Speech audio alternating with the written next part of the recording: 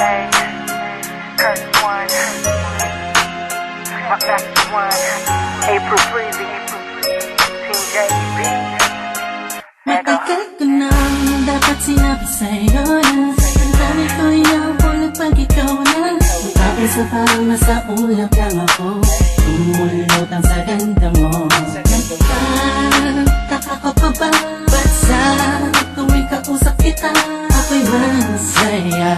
Nararamdaman ko rin kaya nais na sa'yo ipagtapat sa'yo, kaso baka pagtawanan mo, iwasan mo at tuluyan mo nang iwanan ako. Kaya ayos lang, sakay tayo magkaibigan lang.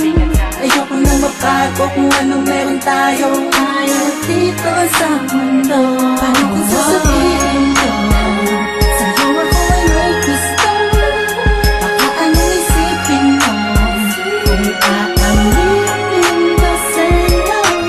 Matagal na akong nahihirap pagtingin sa'yo.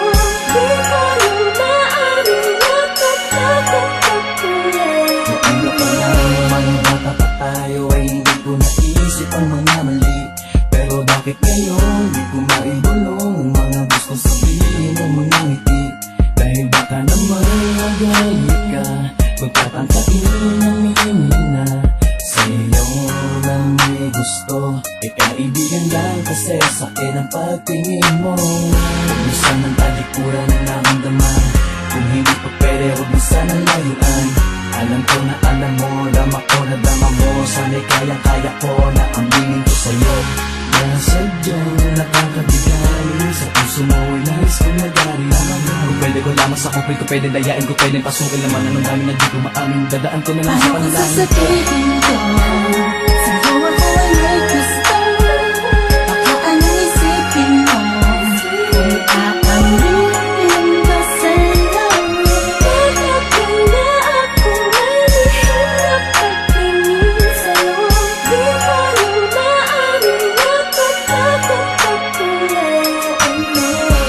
Di ko alam kung ba't ba nagkaganto ang puso ko.